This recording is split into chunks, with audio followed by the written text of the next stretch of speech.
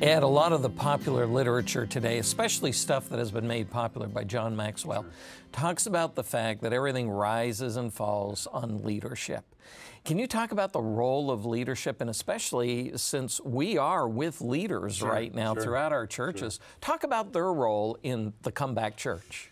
Yeah, I have a disturbing relationship with that stuff. I should say first that Maxwell is a friend, but I just, the whole Maxwellization of leadership and everything rhyming. You can't have the dream unless you have the team. It's just, sometimes when I write, I don't want it to boil down to leadership. And I got to tell you, we came in with a bias.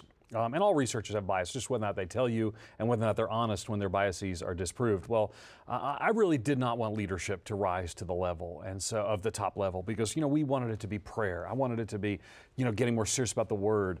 And we found just overwhelmingly the number one factor that those who responded to our survey indicated that led to revitalization was leadership. And we started it, and we called the chapter Rising with Leadership. Everything rises and falls on leadership. We had a chapter before that we call it Chapter 0, where we try to get at the spiritual and the missional and the biblical. But again, you cannot get beyond how important this leadership thing is. And might I add, the number one leadership expert that they cited was John Maxwell. So, but here's the challenge. I think we all probably know this, is a lot of our pastors and leaders are not perhaps as gifted in leadership and as trained in leadership as they can and should be. And I think we've got to recognize that. We found that leadership was the number one factor by far. But then we really wanted to drill in, because one of the things we found was that of the churches we studied, the 324 of them, about 60% of them experienced revitalization when a new pastor came, a new leader came. And so for us, we were interested, well, why is that? So the new leadership there brings that. Well, that led to another question. What about that other 40%? See, a lot of the leaders and pastors watching now would say, well, that's a little discouraging, because we're here, we're trying to bring about a revitalization. But so we recontacted many, I think most of the 40%, and said, well, what changed? I mean, here, you were the pastor of the church during a 10-year period when it was plateaued or declining and in need of revitalization. And now you've been for 4 years, and there's evangelism occurring, community transformation, church is growing. What changed? And here's one of the things we write in the book, is that pretty much all comeback churches had a new leader. The only question is whether that leader came from the outside or from the inside. And I think the challenge is that we have to learn leadership skills from us. I'm not a natural born leader. I have to learn leadership. And I think we're in a season of almost anti-leadership mentality in many churches. I think it's very unhealthy. Scripture's not afraid of leaders. Scripture points out leaders, points out their flaws, but points out leaders. And I think ultimately that if we're going to see churches revitalized, pastors are going to have to take up the rightful role of leading the church. And we saw that over and over again in the stories from all these 10 different denominations and movements saying pastors led. I think that's a key issue. Leadership matters, and it matters a lot. It's not only a matter of leadership, is it? Does it not also include teamwork? Oh, there's no question. That was one of the factors that we asked pastors, what happened? What transitions took place in your ministry? And over again, we heard the phrase, sharing the ministry, sharing the ministry, sharing the ministry. We heard many pastors reallocate time to move from, I spend all my time, for example, counseling or doing administration, whatever it is. One pastor said, I spend all my time with two groups of people, leaders and the lost. He says, I want to pour my life into leaders, and also I want to pour my life into lost people. And both of those have to be a discipline. Here's the thing that we found. If you do not make that an intentional process of your leadership of a local church, those are the things that will get neglected. Because those are the things that require proactivity on your part, spending time with and developing leaders and spending time with and reaching out to lost people. Those are just naturally get dropped by the wayside. So we saw over and over again that sense. Now, not only that, but we saw strong leadership teams be a key factor and a repetitively found factor among comeback churches. Now, to be fair, they're expressed in different ways. Remember, there are 10 different denominations, so some of them have, elder boards, some of them have, pastor leader committees, different teams that are at work.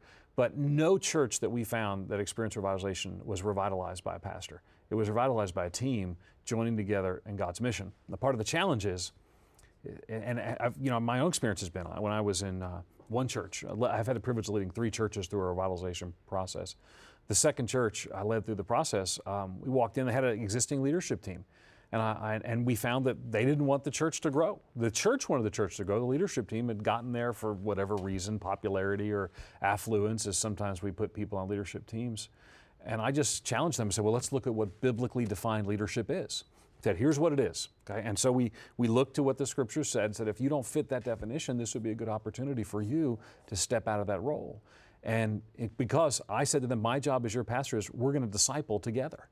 And so we took this leadership team, we met regularly, we started memorizing scripture, we started visiting the lost, we started holding each other accountable, we asked them questions. Oh, wait. Crazy, I know. Oh, this is, you mean, so my job as a pastor and leadership team is not just to pick the paint on the wall, the color, or the insurance agent, which is business. And some has to be done, certainly. Needs to be done. Yeah.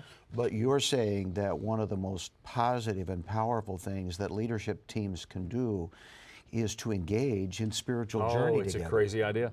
Matter of fact, I would say this, if you're a pastor and you want to lead your church, the most important thing you need to do is to lead your leaders to deeper spiritual maturity, and then they will follow you. Okay. If we get together, and we've seen it, 6-hour meetings to discuss whether or not to, hire a new cleaning company or get volunteers to clean the church. And you take your best leaders and you fill them up with activities that someone could make on a decision someone could make on a moment's notice. Here's the challenge. Those kind of leadership structures, committees decide what other people should do. Ministry teams do the work of the ministry. And I don't want my church as a pastor led by a group of people who think it's their job to tell other people what ministry they should do. I want them in ministry.